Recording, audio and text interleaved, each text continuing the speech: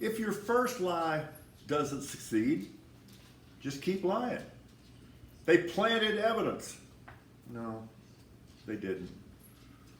This was scandalous. It was a military-style assault on his home. No, it wasn't. Merrick Garland didn't even know about this. Yeah, he did. Personally signed off on it. I declassified these documents. No, you didn't. And besides, it's irrelevant. That statute does not depend on whether or not those documents were classified.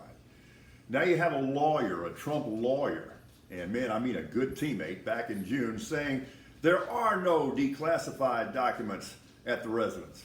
Well, yeah, there were. And still he persists. How much proof do you need? And yes, this is a national security threat, and that is the issue. A lot of speculation about whether this latest tawdry episode will actually help Trump politically, perhaps in the short run, but not in the long run. Yeah, he's still got his cult, and they're fired up right now, but he will have no chance in a general election. And no telling where he's going to be by the time we have a general election in 2024. Truth matters. Facts exist. We got to be drinking out of the same pool of facts, and people of integrity just have to declare this unacceptable. A former president of the United States cannot be behaving this way, and certainly cannot be trusted with the cockpit ever again.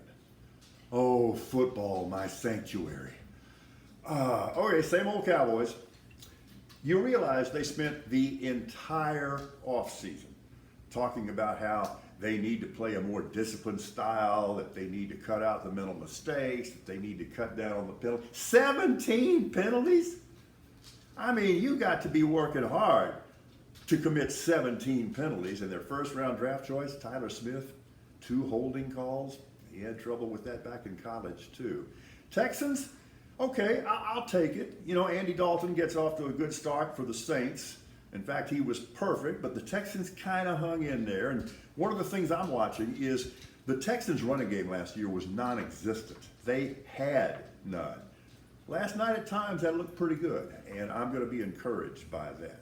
Okay, so I watched the Steelers in their game against the Seahawks, and all 3 of the Steeler quarterbacks really looked good. Trubisky looked good. Mason Rudolph looked good. And make no mistake, Kenny Pickett, he's got the it factor. He was on fire last night. 2 touchdown passes and a 2-point conversion.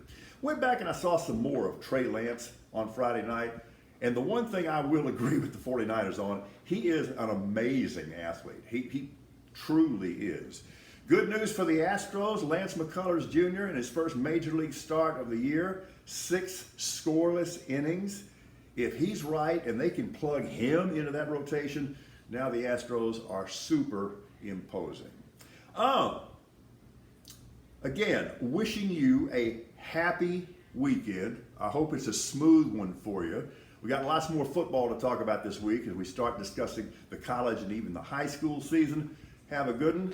We are Radically Rational.